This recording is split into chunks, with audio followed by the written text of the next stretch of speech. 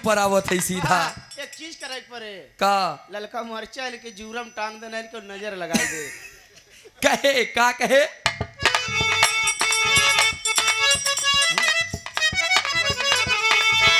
रानी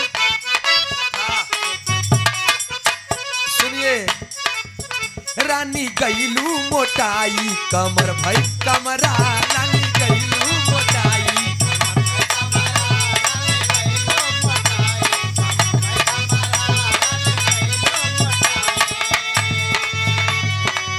एकरे पहले जब तोके हम नैहरे में देखे रहे, जब तू एकदम कमसीन रहू, पतली रहू, बड़ी बड़ी आँखी रहे, हाय हाय हाय एकदम उठलाली लगावे जैसे हमारे कछारे के पका खरबूजा। आए है गजब।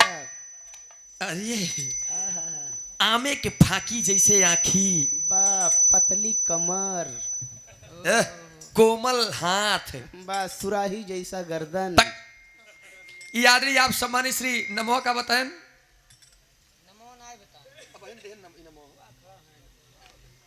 मास्टर साहब नमो दे। हाँ क्या बात है, नमो का बता रहे हैं। हाँ सम्मानित यादरी आप चाचा जी राकेश दुबे जी, गलती हुई हम पढ़े रहे लेकिन ध्यान नहीं दे।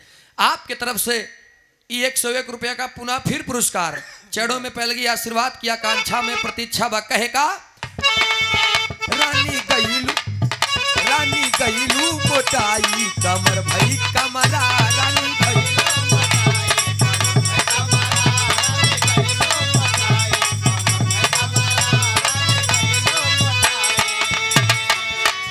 नैहरे के बात हम बताओ थे शादी से पहले कैसे रहलू।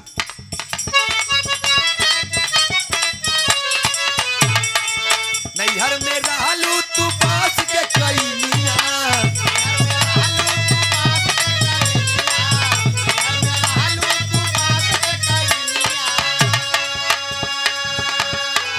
ससुरे में माल चाप, ससुरे में माल चाप भैलू हथिनिया,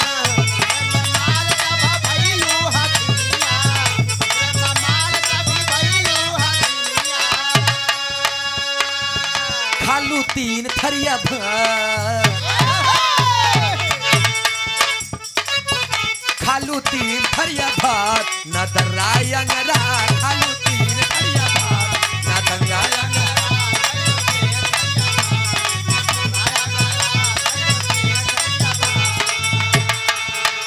आदरणीय आप सम्मानित श्री जयचंद यादव जी, यदकुल शिरोमणि यदकुल नंदन, आप जयचंद यादव जी की तरफ से 101 रुपया का पुरस्कार, चरणों में पहले ही आशीर्वाद की आकांक्षा में प्रतीक्षा बा।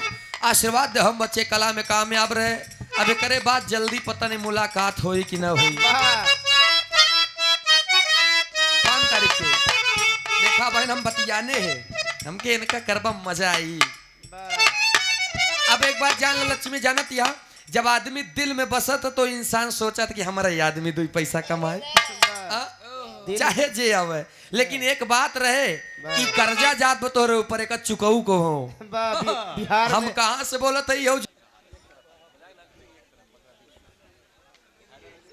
जान लिया। बिहार में बुलावे के परे